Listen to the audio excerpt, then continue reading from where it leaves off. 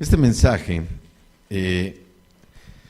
se llama Solo el Señor es Dios, no hay nadie más. Solo el Señor es Dios, no hay nadie más.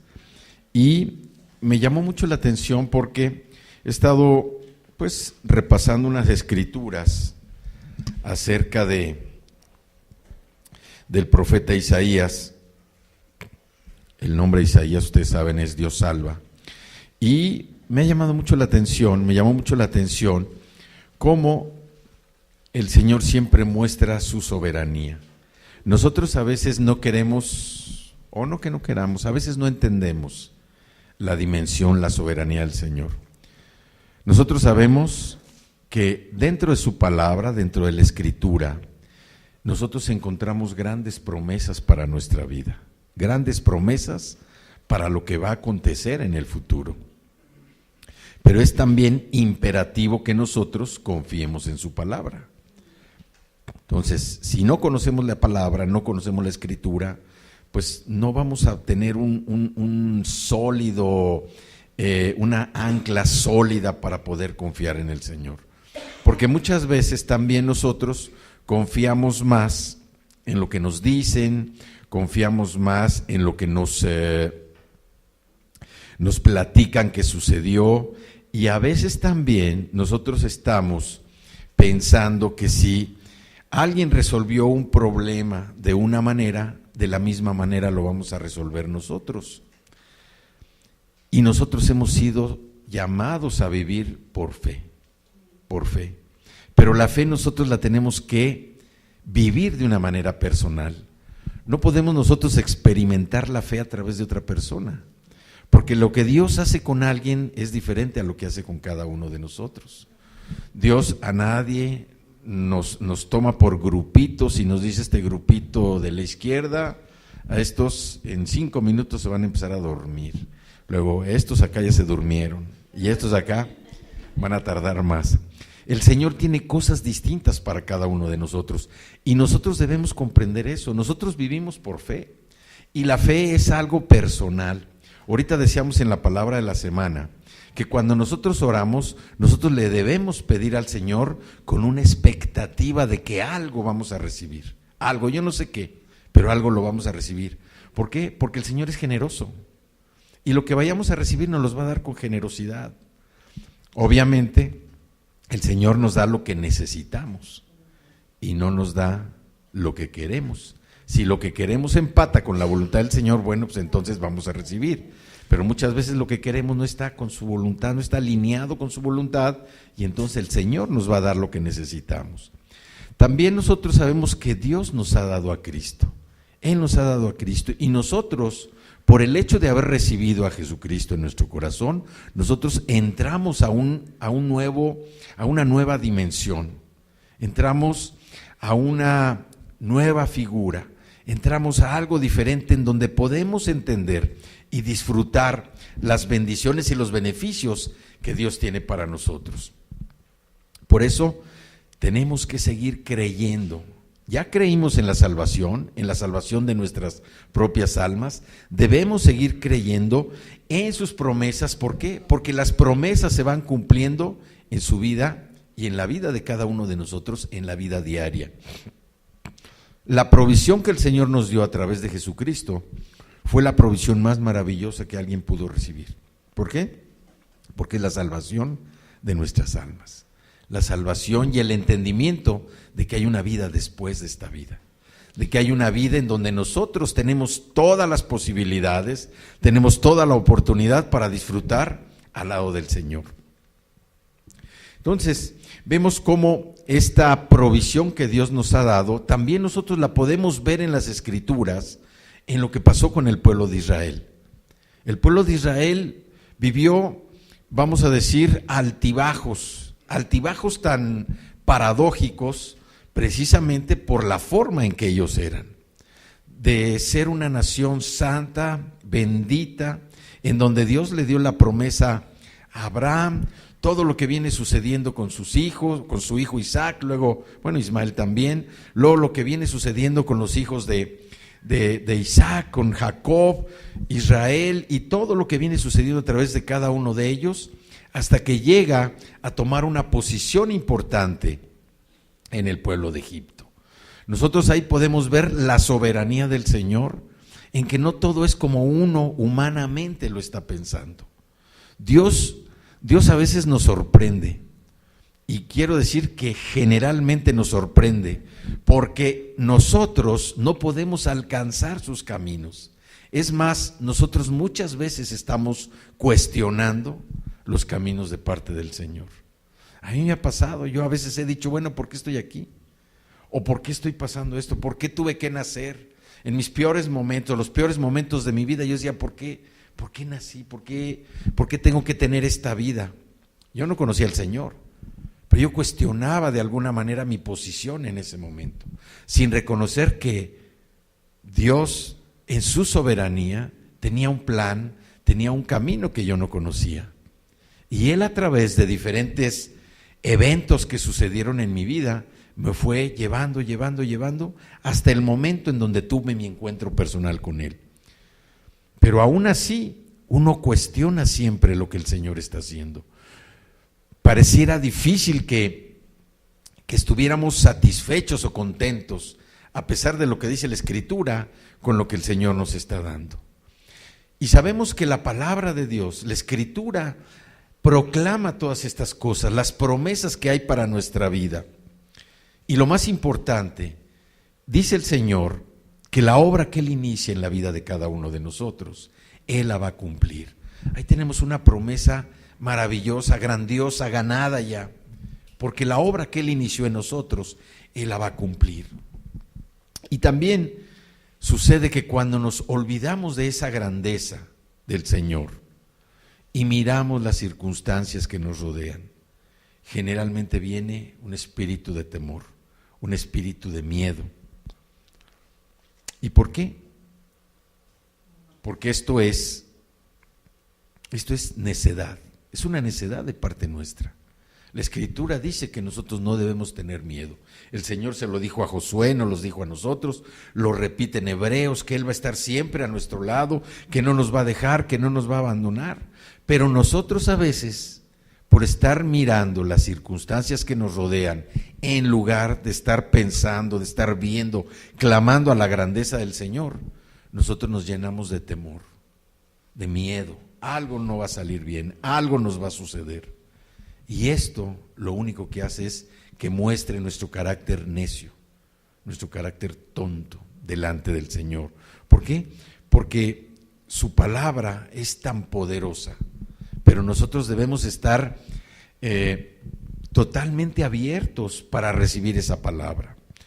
Y nosotros sabemos que muchas veces la preocupación no ayuda a que nuestra relación con el Señor sea una relación cada vez más poderosa, más fuerte, una relación más íntima. ¿Por qué? Porque la preocupación nos avasalla. Y tenemos ya una instrucción que Jesús nos dio. Vamos a la Biblia, a Mateo capítulo 6, y vamos a leer de los versículos 25 al 27 en la Nueva Versión Internacional. Esta es una escritura ya muy conocida de todos nosotros, y es Jesús que está instruyendo precisamente y les está dando este ejemplo. Dice: por eso les digo, no se preocupen por su vida, qué comerán o beberán, ni por su cuerpo, cómo se vestirán. ¿No tiene la vida más valor que la comida y el cuerpo más que la ropa? Fíjense en las aves del cielo, no siembran, ni cosechan, ni almacenan en graneros. Sin embargo, el Padre Celestial las alimenta. ¿No valen ustedes mucho más que ellas? ¿Quién de ustedes, por mucho que se preocupe, puede añadir una sola hora al curso de su vida? Aquí está Jesús dando esta instrucción. No debemos nosotros afanarnos, no debemos estar preocupados por lo que nos acontece.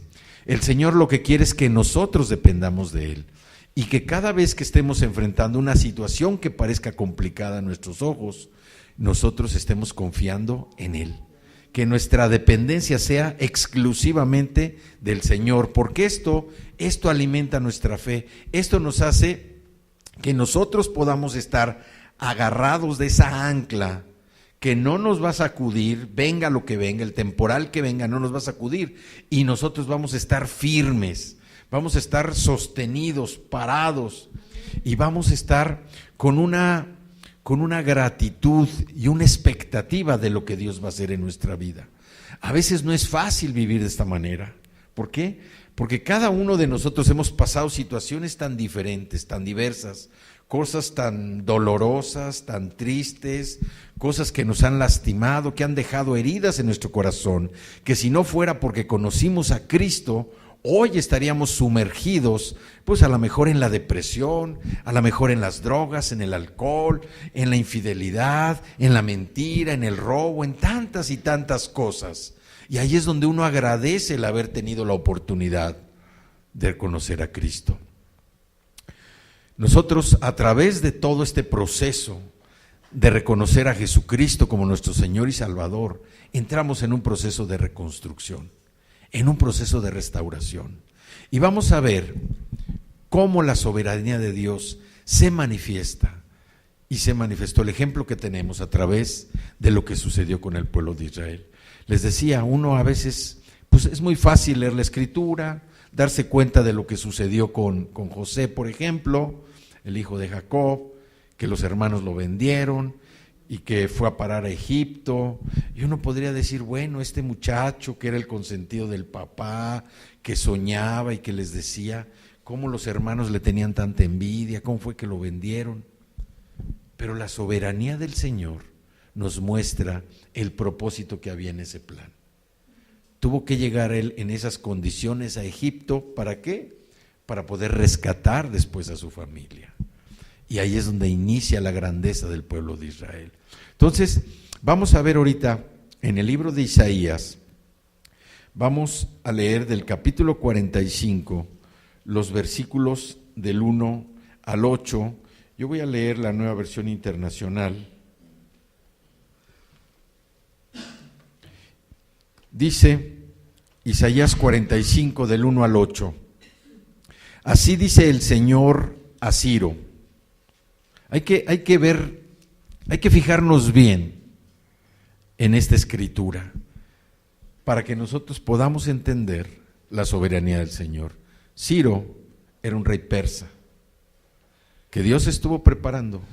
Él no era convertido, él no conocía al Señor, pero era un rey persa al que Dios estuvo preparando porque había un propósito precisamente en su vida, había un propósito en que cumpliera con el plan del Señor, precisamente ¿para qué? Para rescatar a su pueblo, para rescatar al pueblo de Israel, al pueblo escogido. Entonces, aquí está Isaías hablando y dice, así dice el Señor a Ciro. ¿Y qué dice enseguida? Su ungido. Su ungido. Fíjense bien lo que dice. Así dice el Señor a Ciro, su ungido,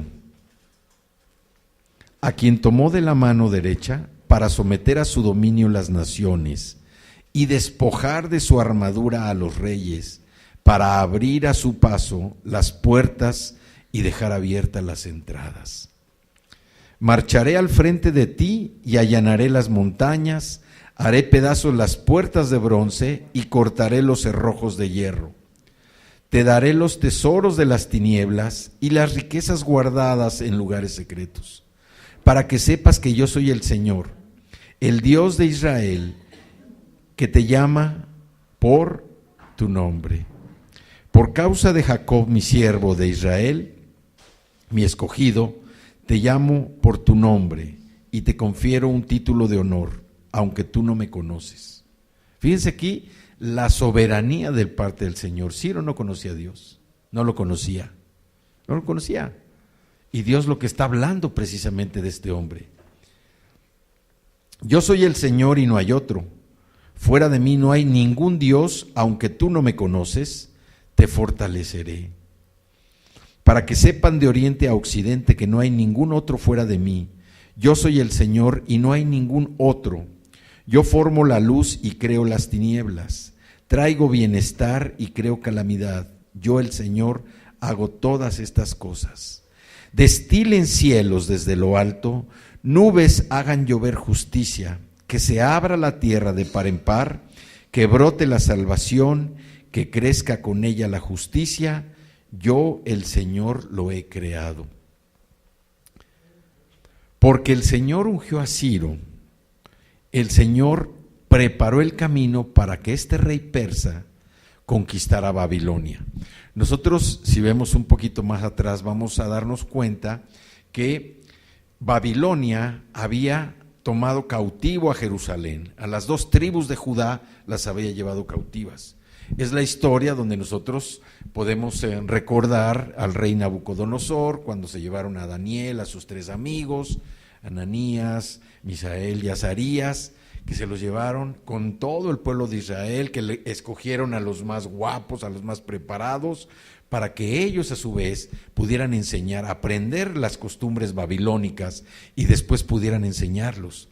Pero aquí estamos viendo, este rey persa fue preparado poco a poco. Dice, así dice el Señor a Ciro su ungido, a quien tomó de la mano derecha para someter a su dominio las naciones y despojar de su armadura a los reyes, para abrir a su paso las puertas y dejar abiertas las entradas.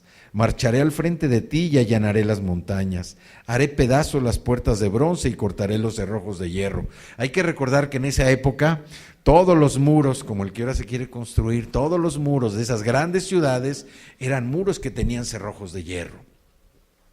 Pero ¿qué estaba pasando aquí? Dios le iba a dar a Ciro la riqueza de las naciones conquistadas. Dios estaba preparando a un rey, y ese rey no tenía ni la más remota idea de quién era Dios. ¿Por qué? Porque Ciro tenía unas costumbres persas. Ciro adoraba a dioses persas. Ciro adoraba a sus figuras, a sus estatuas, a lo que le presentaba la cultura persa. Pero él no conocía a Dios. Y Dios en su soberanía ya lo estaba preparando. Ya lo estaba preparando porque había un propósito específico en la vida de este rey para liberar al pueblo de Israel. En el versículo 3 dice, te daré los tesoros de las tinieblas y las riquezas guardadas en lugares secretos, para que sepas que yo soy el Señor, el Dios de Israel, que te llamo por tu nombre. Ciro fue el único humano al que Dios ungió. Y era un rey persa. Era un rey que no conocía a Dios. Dios lo ungió y lo estaba preparando. Y así ha sido con cada uno de nosotros. Antes de conocer al Señor, los que no lo conocíamos, Dios nos estaba preparando. Y estaba preparando a alguien que nos iba a presentar un plan de salvación. Esa es la soberanía del Señor. A veces nosotros no entendemos esa magnitud, no entendemos esa grandeza de parte del Señor. Pensamos, como estamos acostumbrados a que las cosas se nos alineen en la manera que mentalmente nosotros sabemos o esperamos. Pero el tener la expectativa de lo que Dios va a hacer es dejar de pensar como seres humanos, dejar de pensar como pensamos en la carne. Oye, yo tengo este problema, pero Mago lo resolvió de esta manera, pues voy a seguir el camino de Mago. Así somos nosotros. Oye, tengo esta situación, me siento así, pues yo me acuerdo que Carla se tomó esto, y con eso, pues igual. Somos muy dados a compartir lo que nos ayuda, los beneficios. Obviamente también somos muy dados a compartir advertencias de lo que no debemos hacer. Pero el Señor va muchísimo más allá. La soberanía de Dios está tan distante de lo que es el pensamiento humano, que Dios lo que busca es que nosotros entendamos esa soberanía para que podamos depender de Él en todo lo que nosotros, toda necesidad, toda nuestra vida debe ser dependiente del Señor. Debemos estar llenos de Él, llenos de Jesucristo. Y no decir llenos de Jesucristo es estar hablando y hablando y hablando de Él, no. Llenos en nuestro carácter, llenos en nuestra esperanza, llenos en nuestra fe, llenos en la ayuda que damos, llenos en el dar, llenos en el recibir, llenos en todo lo que Jesucristo nos ha enseñado. Dios así estaba preparando a este hombre.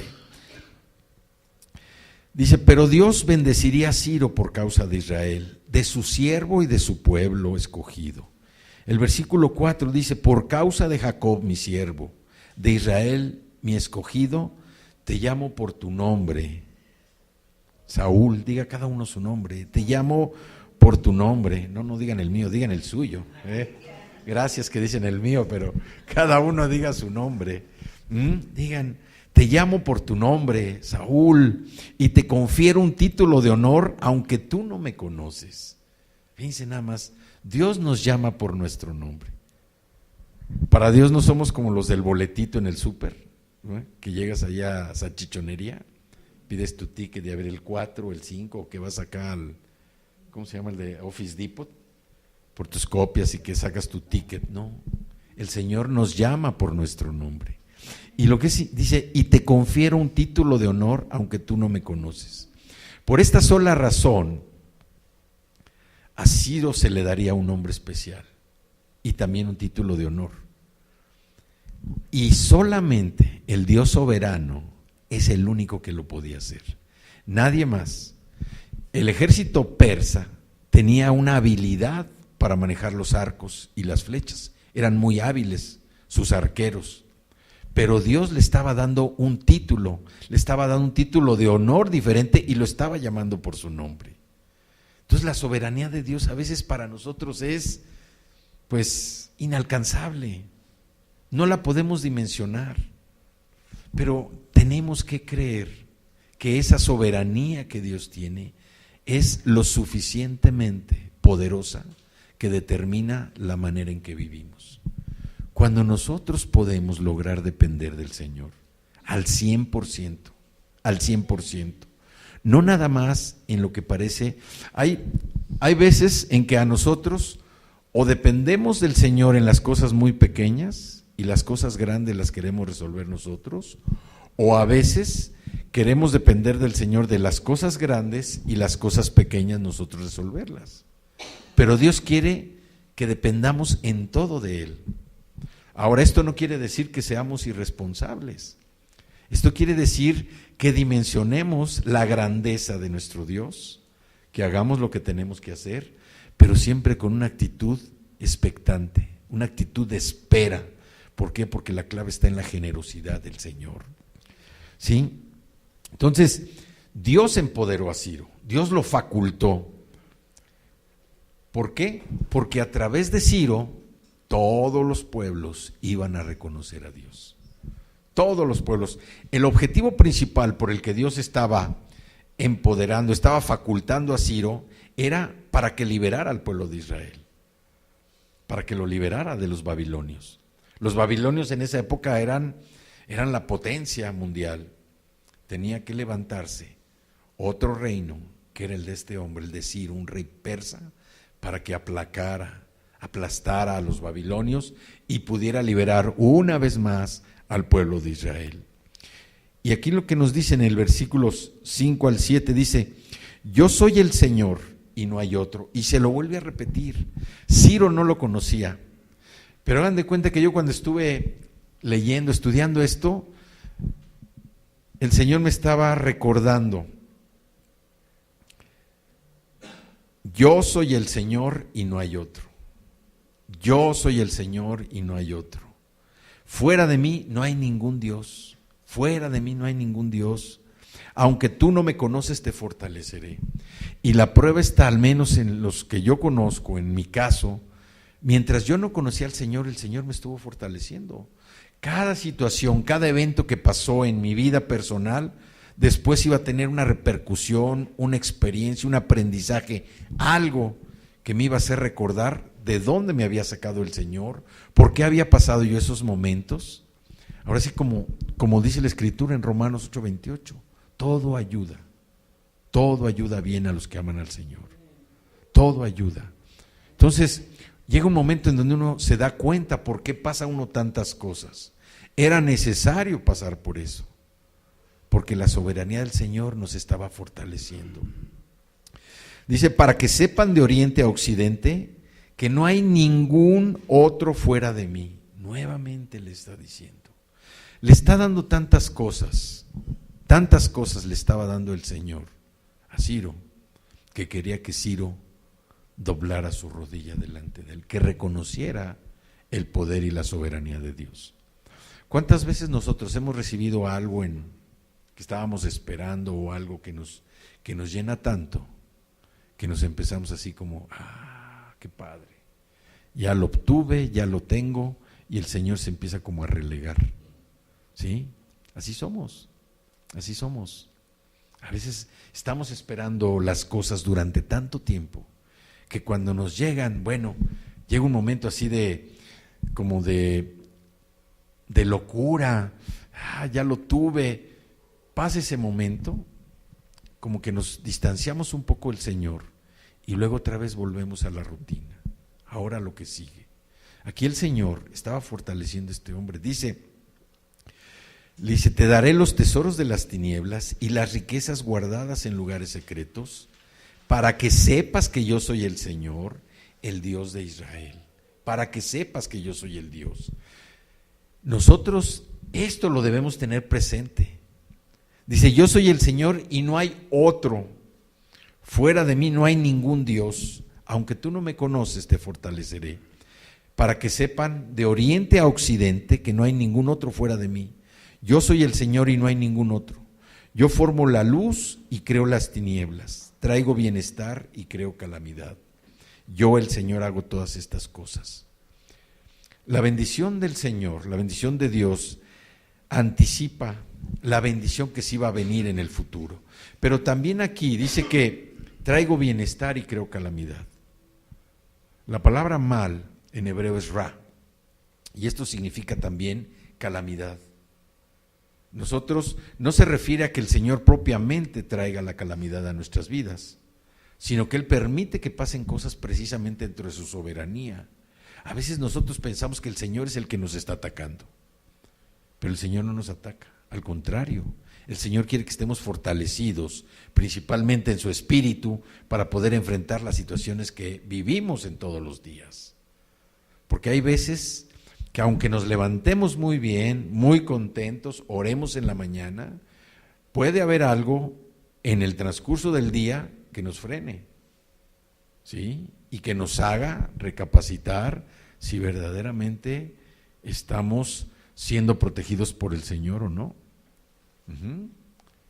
Pero Dios lo que quiere es que nosotros tengamos esa confianza en Él, de saber que lo que estemos haciendo, que lo que nosotros vayamos a dar, lo que vayamos a recibir, esté dentro de su plan, dentro de su voluntad, porque el Señor lo que quiere es bendecirnos. Vamos al versículo 9 y vamos a ver, Dios es soberano y lo que sucede muchas veces, dice el 9, ay del que contiende con su hacedor, ay del que no es más que un tiesto entre los tiestos de la tierra. ¿Acaso el barro le reclama al alfarero? Fíjate en lo que haces, tu vasija no tiene agarraderas. Ay del que le reprocha a su padre, mira lo que has engendrado. Ay del que le reclama a su madre, mira lo que has dado a luz. Yo no sé si alguno de ustedes alguna vez ha tenido estos pensamientos o hecho estos reclamos, pero yo en mi vida sí los hice varias veces. Yo muchas veces le reclamé a mi mamá, a mi papá no, porque así me iba, pero a mi madre sí le reclamé muchas veces, porque estaba yo aquí. ¿Cuál era mi función? ¿Cuál era mi rol? ¿Por qué tenía una vida así, que no quería? Yo sí le reclamaba. Y esto equivale, lo que el Señor está diciendo aquí, el profeta Isaías, es cómo nosotros cuestionamos y no tenemos el derecho a cuestionar los caminos de Dios. A veces queremos ponerlos a la altura del Señor para cuestionar, a ver, Señor, pues, ¿para qué estoy aquí? Si no tengo lo que yo pienso que merezco. Por eso cuando venimos a Cristo, cuando recibimos el Espíritu Santo, cuando entendemos lo que es la gracia, estamos recibiendo lo que no merecemos. Recibimos algo que no merecemos, que es la gracia. Y la gracia es aquello que nos ayuda precisamente, es como un toque, es como una luz que nos ayuda a resolver situaciones en nuestra vida cotidiana. Esa es la función de la gracia. Y por eso debemos entender, la gracia no es que seamos, pues sí tiene que ver con la libertad, pero no una libertad para hacer lo que queramos ya despreocupados y bueno, pues sí, el Señor me perdona, me caigo, el Señor me vuelve a perdonar, sí lo va a hacer. Pero la gracia es para que nosotros aprovechemos esa sabiduría que Dios nos da a través de la gracia para resolver nuestra vida cotidiana todos los días. Una situación, un problema, tener la solución. A alguien que necesita dar un consejo de sabiduría. A alguien que necesita apoyo, darle un abrazo, una palabra de exhortación. Esa es la gracia.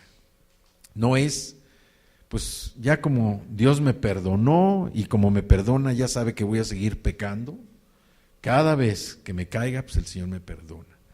Hay que recordar que la diferencia nosotros hoy con el pecado es que antes de conocer al Señor, nosotros disfrutábamos a veces inconscientemente disfrutábamos del pecado. Hoy, cuando nos equivocamos, cuando caemos, cuando pecamos, el arrepentimiento viene inmediatamente a nuestro corazón.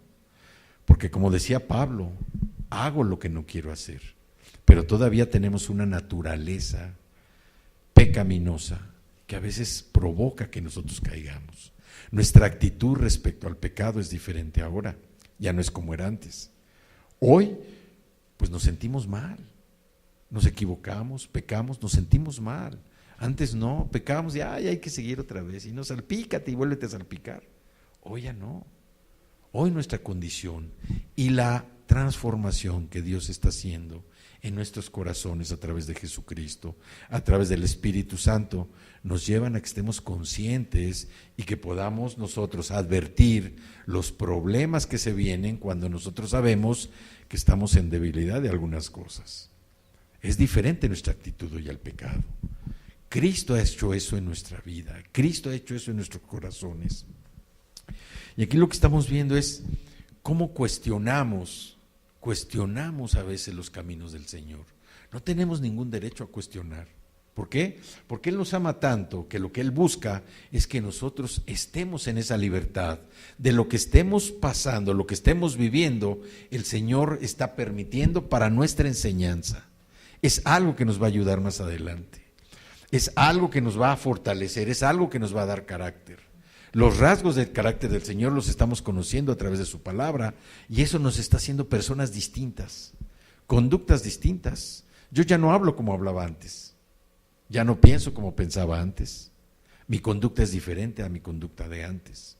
Y todo eso ha sido por la renovación del Espíritu Santo en mi mente, en mi corazón, en mi vida. Y yo los puedo ver a ustedes, a los que conozco de más tiempo, y puedo ver que ha sido un proceso que Dios ha hecho en la vida de cada uno de ustedes. Antes, como Ciro, no sabíamos de Dios prácticamente nada. Teníamos ideas así vagas, lo que nos habían inculcado, lo que nos habían enseñado, pero hoy a través de la Escritura, a través de esos devocionales, a través de nuestra relación personal con el Señor, lo vamos conociendo más y nos vamos dando cuenta todo lo que hemos venido desechando de nuestra vida, que no hacía más que estorbarnos. El Señor es el soberano, creó la tierra y los cielos y también levantó a Ciro para liberar a Israel y no solamente eso, sino también a reconstruir Jerusalén. Tenía un doble propósito. El versículo 13 dice: levantaré a Ciro en justicia, allanaré todos sus caminos, él reconstruirá mi ciudad y pondrá en libertad a mis cautivos, pero no por precio ni soborno, lo digo yo, el Señor Todopoderoso. ¿Saben lo que significa el nombre de Ciro? Ciro significa como miserable o heredero. Eso significa el nombre de Ciro. Y fue el fundador del imperio persa. Fue ungido por Dios para liberar a los cautivos, para liberar al pueblo de Israel. Y pues, si nos vamos más atrás, vamos a ver cómo los profetas estuvieron hablando de la venida de Ciro. Isaías principalmente lo mencionó. Vamos a Segunda de Crónicas, capítulos 36, 22 y 23. Este es el último capítulo de Segunda de Crónicas, es donde termina el libro de Crónicas. Y luego empieza el libro de Esdras. Estos dos últimos versículos de Crónicas se repiten en los primeros 4 versículos del libro de Esdras, que es el que sigue. Entonces, para muchos, hasta el libro de Crónicas es donde se trata toda la historia del pueblo de Israel, toda la historia. Hagan de cuenta que es un compendio de la Biblia, en el Antiguo Testamento, hasta Crónicas. Entonces vamos a leer del capítulo 36 los versículos 22 y 23. Dice: en cumplimiento de la palabra del Señor dada por medio del profeta Jeremías, esto lo pueden ver en Jeremías 29, en el primer año del reinado de Ciro, rey de Persia, el Señor puso en el corazón del rey que promulgara un decreto por todo el reino, y así lo hizo. En forma oral y por escrito, el rey promulgó lo siguiente: esto es lo que decreta Ciro, rey de Persia. El Señor Dios del cielo, fíjense lo que dice, que me ha dado todos los reinos de la tierra, me ha encargado también que le construya un templo en la ciudad de Jerusalén, en Judá. Por tanto, cualquiera que pertenezca a ese pueblo, que se vaya y que el Señor su Dios lo acompañe. Aquí Ciro ya había reconocido la soberanía de Dios. Dice: el Señor Dios del cielo que me ha dado todos los reinos de la tierra. Ciro llegó a ser, Persia llegó a ser, pues todos nos debemos recordar en las clases de historia, llegó a ser una potencia mundial. Y ahí en Isaías 44:28, en la Reina Valera, dice: ¿qué dice de Ciro? ¿Qué dice de Jero? ¿Qué dice de Armando? ¿Qué dice de Héctor? ¿Qué dice del Ricky? ¿Qué dice de Alan? ¿Qué dice de mí? ¿Qué dice de Margarita? ¿Qué dice de cada uno de ustedes? ¿Qué dice? ¿Qué dice de Bere? ¿Qué dice? ¿Qué dice de cada uno de nosotros? Eres mi pastor y cumplirás todo lo que yo quiero. Al decir a Jerusalén: serás edificada, y al templo serás fundado. Nosotros, cuando conocemos al Señor y lo que hacemos y lo que el Señor hace a través del Espíritu Santo, es que nuestro corazón vaya cambiando. Se está edificando el templo, se está edificando, se está construyendo, porque el fundamento de nuestra fe, que es Jesucristo, debe estar completamente arraigado dentro de nosotros. Si nosotros queremos, por un lado, reconocer la soberanía de Dios y nosotros queremos depender de Él, la construcción que el Señor está haciendo en nuestra vida es una construcción para estar agarrados de Él. Estamos siendo edificados y estamos siendo fundados. Ciro, el rey justo, dice desde el oriente: Ciro fue grande rey de Persia, conquistó Babilonia y emitió el decreto que permitió a los judíos regresar a Jerusalén. Y es llamado justo porque como siervo del Señor fue elegido para llevar a cabo precisamente los propósitos de Dios. Y eso es lo que nosotros debemos tener presente. A veces no sabemos por qué estamos haciendo una cosa u otra cosa, pero estamos siguiendo un propósito de parte del Señor. Estamos siendo guiados en su soberanía, donde va a concluir algo en nuestra vida que no sabemos ni qué va a pasar.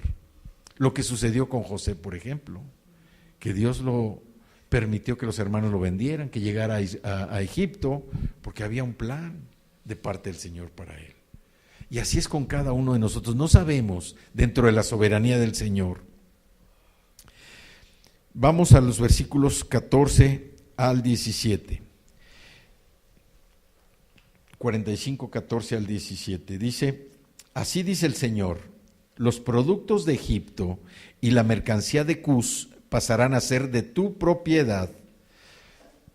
Los sabeos, hombres de elevada estatura, marcharán detrás de ti en cadenas, se inclinarán en tu presencia y suplicantes te dirán: hay un solo Dios, no hay ningún otro, y ese Dios está contigo.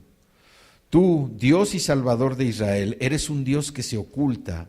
Todos los que hacen ídolos serán avergonzados y humillados, y juntos marcharán con su humillación.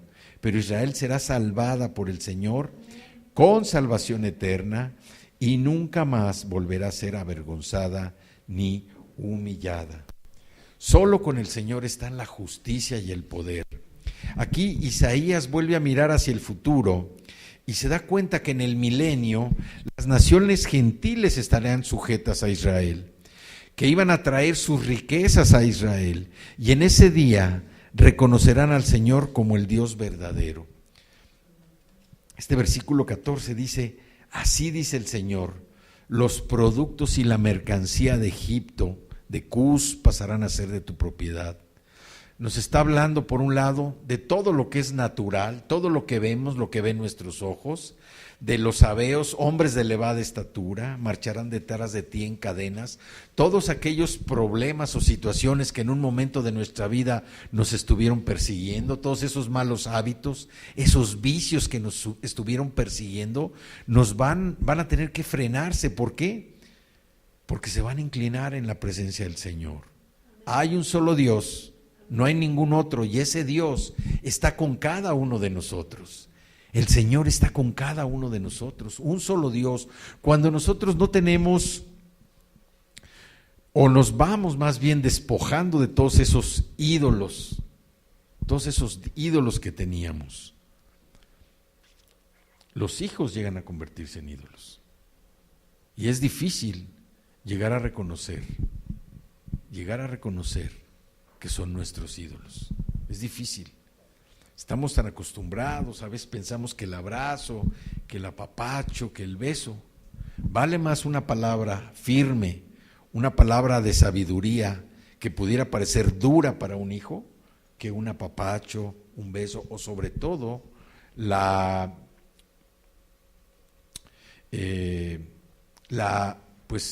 el permitirles hacer lo que quieran. Vale más palabras de sabiduría, vale más algo a tiempo.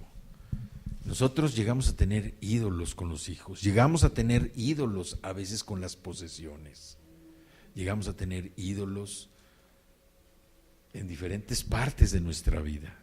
En el trabajo puede ser un ídolo, un ministerio puede ser un ídolo, la congregación puede llegarse a convertir en un ídolo, las personas, podemos idolatrar a las personas. Y Dios lo que dice aquí: hay un solo Dios, no hay ningún otro, nadie más, solo un Dios. Y ese Dios está con cada uno de nosotros. Ese Dios está con nosotros. No podemos nosotros pasar por alto esto. Y debemos tener conciencia que mientras tengamos algo que sea prioritario, que esté antes que el Señor, no vamos a poder disfrutar de esa dependencia de parte del Señor. Lo primero que debe haber en nuestra vida es el Señor. Y así lo está diciendo. Aquí adelantito en el versículo 15, aunque durante el cautiverio que los israelitas tuvieron en Babilonia, pareciera que Dios se había ocultado, que Dios estaba escondido de ellos, ¿sí? ¿Por qué? Porque las naciones paganas, los idólatras, debían ser humillados. Si Dios algo aborrece es precisamente la idolatría. Por eso nosotros no podemos decir, no, pues sí tengo esto, tengo a Dios. No, tengo a Dios y luego todo lo demás. Dios no tiene que compararse con nadie. Y si verdaderamente nosotros queremos fortalecer esa relación íntima con el Señor, Él tiene que ser nuestra prioridad, Él tiene que estar en primer lugar. Dice el versículo 15, tú, Dios y Salvador de Israel, eres un Dios que se oculta. Todos los que hacen ídolos serán avergonzados y humillados, y juntos marcharán con su humillación. Pero Israel será salvada por el Señor, con salvación eterna, y nunca más volverá a ser avergonzada o humillada. Aquí también podemos ver en Isaías 43, allá atrásito, en el versículo 1 y 2, dice, pero ahora así dice el Señor, el que te creó Jacob, el que te formó Israel. El que te creó, fíjense aquí cómo viene la separación, el que te creó Jacob, el que te creó Jacob, o sea, Dios creó a Jacob, Dice, el que te formó, Israel. Dios formó a Israel. Jacob se convirtió en Israel. ¿Sí? ¿Sí ven? Dios creó a Jacob y luego formó a Israel. Y así cada uno de nosotros tenemos ya otro nombre. Cada uno de nosotros tenemos otro nombre. ¿Por qué? Porque hemos sido formados en el Señor. Dice, no temas que yo te he redimido, te he llamado por tu nombre, te he llamado por el nombre de cada uno de nosotros, te he llamado, Saúl, tú eres mío. Gracias, Señor. Cuando cruces las aguas, yo estaré contigo. Cuando cruces los ríos, no te cubrirán las aguas, sobre todo aquí en temporada de lluvias. Cuando camines por el fuego, no te quemarás ni te abrazarán las llamas. Y aquí podemos ver lo que le pasó precisamente a los amigos de Daniel, que estuvieron en el horno ardiente. Sadrach, Mesach y Abednego. Y también dice, Israel nunca más se avergonzará de su Redentor. En Romanos 11:26 dice, de esta manera todo Israel será salvo, como está escrito, el Redentor vendrá de Sión y apartará de Jacob la impiedad. Y primera de Pedro 2:6, en la Reina Valera dice, por lo cual también contiene la escritura, he aquí pongo en Sión la principal piedra del ángulo, escogida, preciosa, y el que creyere en él no será avergonzado. ¿Por qué? Porque todos y cada uno de nosotros somos esas piedras vivas que vamos a conformar ese edificio donde Jesucristo es la cabeza. Vamos a Isaías 45, del 18 al 25, que es la invitación precisamente a las naciones. Dice, porque así dice el Señor, el que creó los cielos, el Dios que formó la tierra, que la hizo y la estableció, que no la creó para dejarla vacía, sino que la formó para ser habitada. Yo soy el Señor y no hay ningún otro. Nuestra tierra, nuestro corazón estaban vacíos y Dios no lo creó para que estuvieran vacíos. Dios lo creó para que estuviera habitado. ¿Habitado por quién? Por Jesucristo, habitado por el Espíritu Santo, habitado por todo aquello que va a traer bendición para que nosotros podamos compartir y dar a conocer al Señor a los que no lo conocen. Esa es la tierra que el Señor está habitando en nosotros. El corazón de nosotros no puede estar vacío como estaba antes de conocerlo a Él. Hoy podemos ver que muchas personas tienen su corazón lleno de cosas materiales, o lo que es peor, lleno de envidia, llena de coraje, llena de odio, llena de tristeza, de depresión, de cosas malas, lleno de muerte. El Señor creó la tierra para que fuera habitada. Y así en cada uno de nosotros puso un corazón que de piedra se convirtió en un corazón de carne, que fuera habitado por Cristo, para que nosotros demos a conocer esas buenas nuevas del Evangelio. Dice el 19, desde ningún lugar de esta tierra tenebrosa les he hablado en secreto, ni he dicho a los descendientes de Jacob, búsquenme en el vacío. Yo, el Señor, digo lo que es justo y declaro lo que es recto. Aquí de alguna manera se refiere a esos lugares, dice la tierra tenebrosa. La tierra tenebrosa son esos lugares de hechicería, son esos lugares mágicos donde uno se acerca a consultar al diablo. Dice, reúnanse, fugitivos de las naciones, congréguense y vengan. Ignorantes son los que cargan ídolos de madera y oran a dioses que no pueden salvar. Esto es obvio, ¿verdad? Muchas personas siguen cargando ídolos, les oran, les piden, pero no tienen respuesta porque son imágenes que no oyen, no hablan, no sienten, no se mueven. Y como el Dios soberano, solo Él ha declarado el futuro. Solo el Señor podía salvar a los gentiles, a todos y cada uno de nosotros que éramos gentiles antes de conocerlo. Dice el 22, vuelvan a mí y sean salvos todos los confines de la tierra, porque yo soy Dios y no hay ningún otro. Aquí vemos que algunos eran salvos. En el 24, la parte A dice, todos los que contra él se enfurecieron, ante él comparecerán y quedarán avergonzados. El 24A dice, ellos dirán de mí, solo en el Señor están la justicia y el poder. Pero los que lo van a rechazar, los que se enfurecieron contra él, comparecerán y quedarán avergonzados.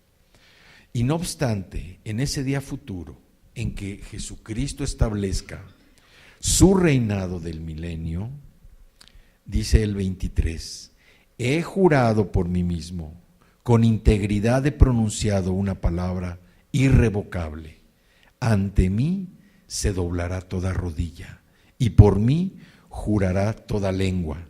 Filipenses 2 del 10 al 11 dice, para que ante el nombre de Jesús se doble toda rodilla en el cielo y en la tierra y debajo de la tierra, y toda lengua confiese que Jesucristo es el Señor, para gloria de Dios Padre.